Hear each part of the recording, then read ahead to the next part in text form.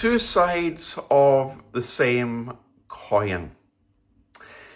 That's how I would describe Joshua chapter 7 and Joshua chapter 8.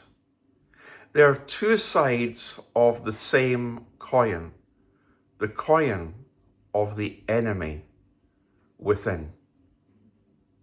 The enemy within has been the theme and is the theme for our reflections this week.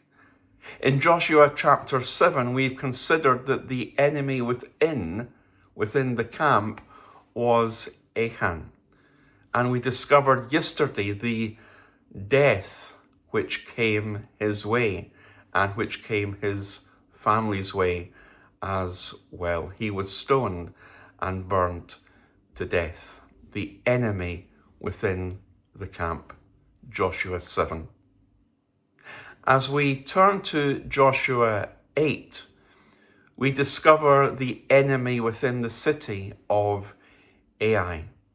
The people, in effect, within that city were the enemies within the city, the enemies of the children of Israel. So as we come to Joshua chapter 8 over these next couple of days, let's turn to Joshua 8. Let's turn to the Word of God and read of what the Lord said to Joshua, the declaration that the Lord made to Joshua, the leader of Israel. Then the Lord said to Joshua, "Don't be afraid or give up. Lead all your fighting men to Ai. I will help you defeat the king of Ai, his people, his city, and his land. You will do to Ai and its king what you did to Jericho and its king. Only this time you may take all the wealth and keep it for yourselves. Now tell some of your soldiers to set up an ambush behind the city." That's what the Lord declared to Joshua. What did Joshua do? So Joshua led his whole army towards Ai. Then he chose 30,000 of his best fighting men and sent them out at night. Joshua gave them these orders. Listen carefully. You must set up an ambush behind the city. Don't go far from it, but continue to watch and be ready. I and the men who are with me will march towards the city, and the men in the city will come out to fight us just as they did before. Then we will turn and run away from them. They will chase us away from the city, thinking we are running away from them, as we did before. When we run away, come out from your ambush and take the city. Then the Lord your God will give you the power to win. After you take the city, burn it. See to it you have your orders.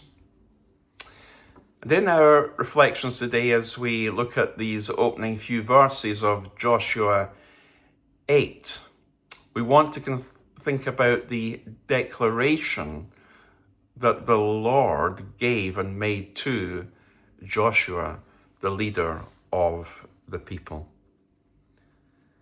Verses 1 and 2, he declared that victory over Ai would happen. Not maybe, not that it might, but that it would happen. Let's read what he said. I will help you defeat the king of Ai, his people, his city, and his land. You will do to Ai and its king what you did to Jericho and its king.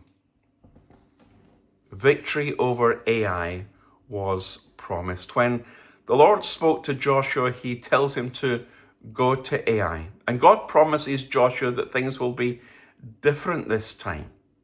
He assures Joshua and Israel of the victory. It's interesting, isn't it, when you think about it, that the Lord is calling them to return to the place of their greatest defeat. I mean, why would the Lord do that? Well, the Lord would do that, and God did do that, because God knew that they needed to overcome Ai before they could move on in the conquest of Canaan. That's why the Lord did that. And sometimes the Lord will bring us back, as it were, spiritually in our lives to that place where we've experienced the greatest defeat. Why? So that relying on His strength, we can learn from that experience, and relying on His strength, we can go forward into all that He has for us.